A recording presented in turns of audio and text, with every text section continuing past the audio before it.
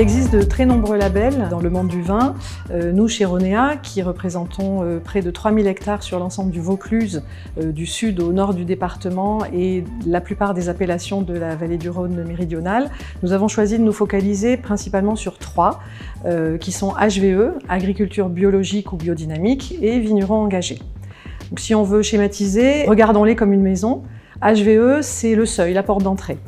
C'est la labellisation qui permet aux vignerons de commencer à mettre en place des pratiques environnementales plus respectueuses, de préserver la biodiversité, de faire attention à ses intrants.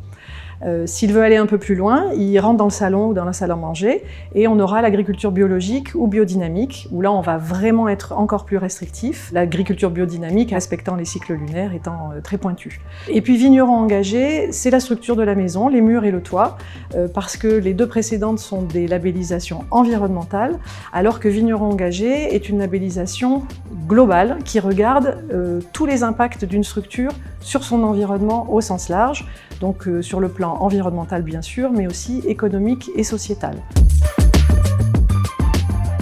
Ces labels sont apparus à des époques diverses. Le premier HVE est assez récent puisqu'il date de 2012 et il répondait au fait qu'on n'est pas en capacité de produire des vins biologiques en masse, en tout cas pour contenter la demande actuelle.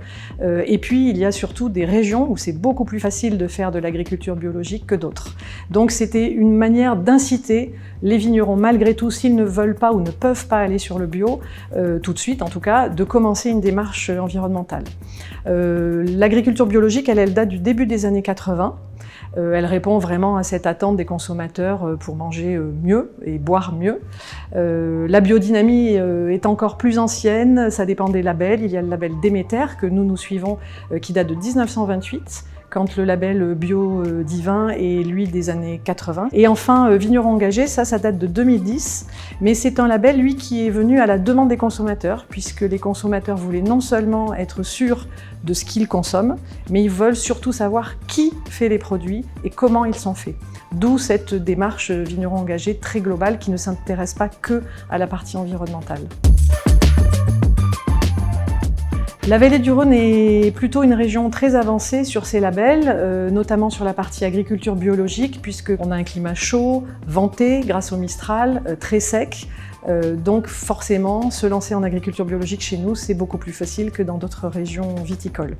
La vallée du Rhône aujourd'hui a à peu près 30% de son vignoble qui est déjà en agriculture biologique. Ces labels apportent des contraintes et des atouts.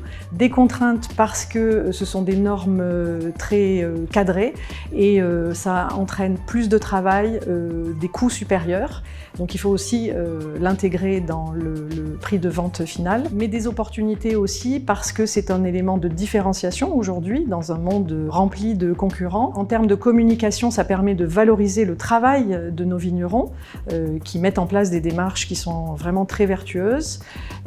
Et puis à l'export, ça devient parfois des prérequis, puisqu'il y a certains marchés comme la Scandinavie, pour lesquels un vin est forcément bio. Donc si vous n'êtes pas bio, vous n'entrez pas dans ce marché.